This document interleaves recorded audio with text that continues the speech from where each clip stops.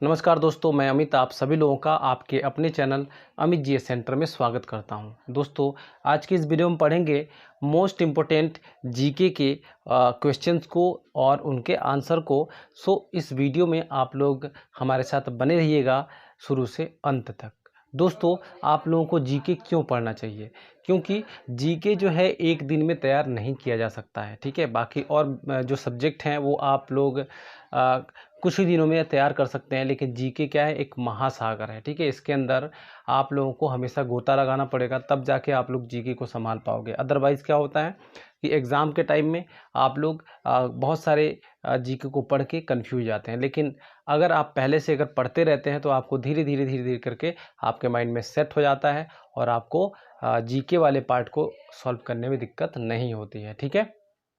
दोस्तों, मैं आपको बता दूं कि ये जो क्वेश्चंस हैं काफ़ी इंपॉर्टेंट हैं, सेलेक्टेड क्वेश्चंस हैं जो कि एग्ज़ाम में पूछे गए हैं, ठीक है। बहुत सारे एग्ज़ाम्स में पूछे गए हैं। इस वीडियो को आप लोग ज़रूर देख लीजिएगा, ठीक है। और आप लोगों से एक रिक्वेस्ट है कि अभी तक आपने चैनल को सब्सक्राइब नहीं किया है तो चैनल को सब्सक्राइब कर लीजिए, नोटिफिकेशन बेल को भी प्रेस कर दीजिएगा ताकि आने वाले हर एक वीडियो का नोटिफिकेशन आप तक पहुंचे। और वीडियो को ज़्यादा से ज़्यादा शेयर कीजिएगा, वीडियो को लाइक कीजिएगा और कमेंट में हमें कमेंट करके ज़रूर बताइएगा कि ये वीडियो कैसी लगी, ठीक है।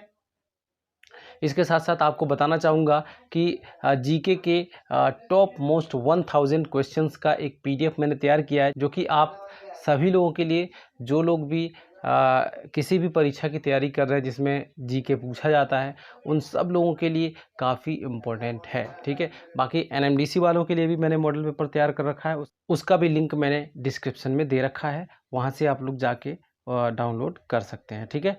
तो चलिए शुरू करते हैं आज के इस वीडियो को। आज का पहला प्रश्न है, केरल का उच्च न्यायालय कहाँ स्थित है? ठीक है, तो केरल का उच्च न्यायालय कहाँ स्थित है?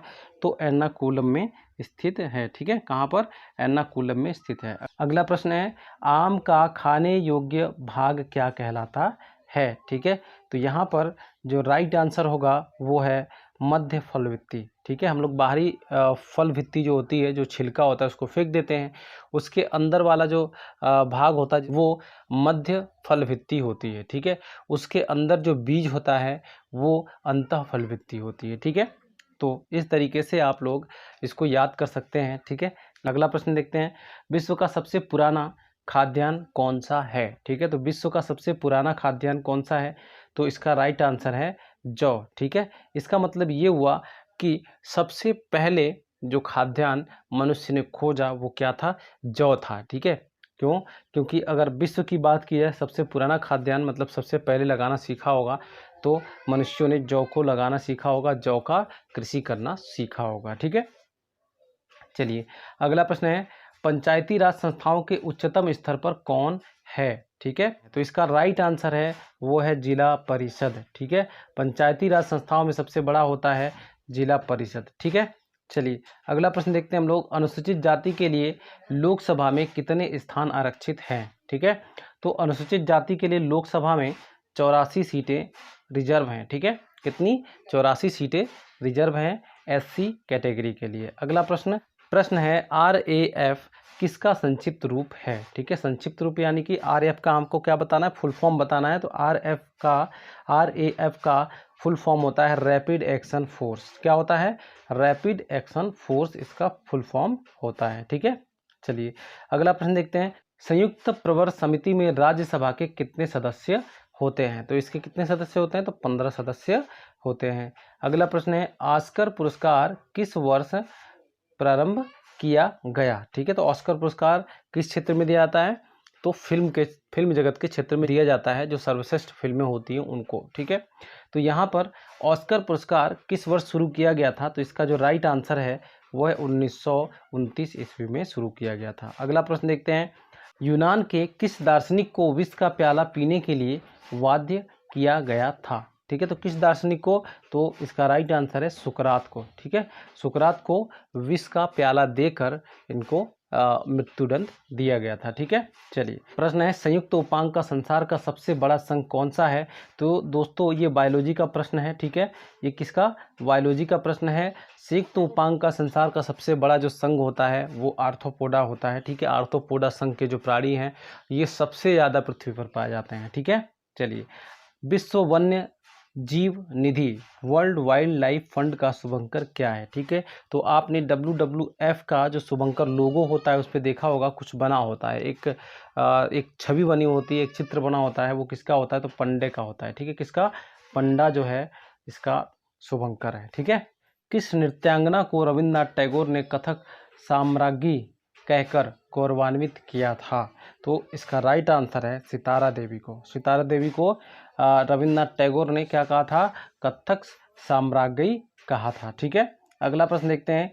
राज्यसभा की पहली बैठक किसकी अध्यक्षता में संपन्न हुई थी? तो इसका राइट आंसर है डॉक्टर एस राधाकृष्णन की अध्यक्षता में। ठीक है, अगला प्रश्न है, अगला प्रश्न, किस विद्रोह के बाद भारत में कंपनी के शासन का अंत हो गया था? तो इसका सही आंसर है 1857 के विद्रोह के बाद।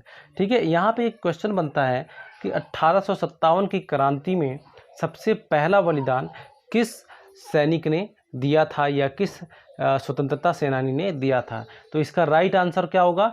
मंगल पांडे ने दिया था। ठीक है, अगला प्रश्न, अजंता एलोरा व एलिफेंटा की गुफाएं किस राज्य में हैं? ठीक है, तो इसका जो राइट आंसर है वो है महाराष्ट्र राज्य में। किसमें?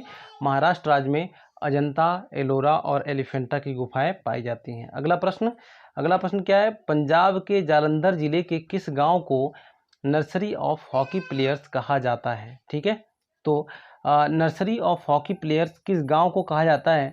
पंजाब के जालंधर जिले में है ये गांव, तो ये है संसारपुर। इसका राइट आंसर है संसारपुर गांव को, जो कि जालंधर में है, पंजाब के जालंधर में है। ठीक है, उसको नर्सरी ऑफ हॉकी प्लेयर्स कहा जाता है। अगला प्रश्न है, राज्यपाल की पदावधि कितने वर्षों की होती है? मतलब कार्यकाल कितने वर्ष का होता है? तो इसका राइट आंसर है 5 वर्षों का होता है। कितने वर्षों का? 5 वर्षों। अगला प्रश्न देखते हैं। अगला प्रश्न है, सबसे लंबी कोशिका कौन सी है? तो इसका सही आंसर है तंत्रिका तंत्रिकी कोशिकाएं। ठीक है, बायोलॉजी का प्रश्न है ये। तंत्रिका तंत्रिकी कोशिकाएं जो हैं ये हमारे शरीर की सबसे लंबी कोशिकाएं होती हैं। अगला प्रश्न है, वैक्यूम क्लीनर क्या है?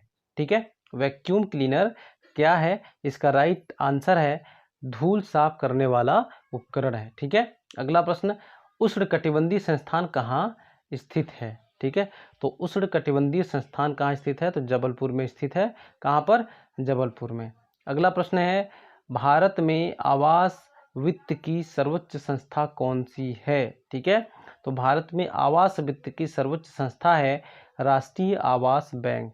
क्या है? राष्ट्रीय आवास बैंक इसका राइट आंसर है। अगला प्रश्न है, कौन सा पदार्थ ऑक्सीकारक तथा अवकारक दोनों की तरह प्रयुक्त किया जाता है? तो इसका सही आंसर है सोडियम नाइट्रेट। ठीक है, इसका राइट आंसर क्या है? सोडियम नाइट्रेट है। इसका प्रयोग हम ऑक्सीकारक के रूप में भी करते हैं और अवकारक के रूप में भी करते हैं। प्रश्न है, किरान उस्सादेन की रचना किसने की? ठीक है, तो किसने की थी? इसका राइट आंसर है अमीर खुसरो ने किया था। ठीक है, किसने? अमीर खुसरो ने इसकी रचना की थी। अगला प्रश्न देखते हैं, कायस्थों का एक जाति के रूप में प्रथम उल्लेख कहाँ मिलता है? तो कायस्थों का एक जाति के रूप में प्रथम उल्लेख मिलता है ओशनम स्मृति में। किसमें? ओशनम स्मृति में इसका उल्लेख मिलता है। अगला प्रश्न है, भारत के पड़ोसी देशों में सर्वाधिक क्षेत्रफल वाला देश कौन सा है? तो इसका राइट आंसर है पाकिस्तान। ठीक है, मतलब कि जितने भी भारत के पड़ोसी देश हैं उन सब में सबसे अधिक क्षेत्रफल किस देश का है? तो पाकिस्तान का है। अगला प्रश्न है, सविता मेहता किस नृत्य से संबंधित हैं या संबंध है? तो इसका राइट आंसर है वो है मणिपुरी से। ठीक है, मणिपुरी एक डांस है। ठीक है, कहाँ की? तो मणिपुर का। ठीक है ना, कहाँ का डांस है ये? मणिपुर का। तो ये सविता मेहता जो है मणिपुर से बिलोंग करती हैं। ठीक है, और इनका जो नृत्य है वो मणिपुरी है। ठीक है, अगला प्रश्न है, किस नदी को चीन का शोक कहा जाता है?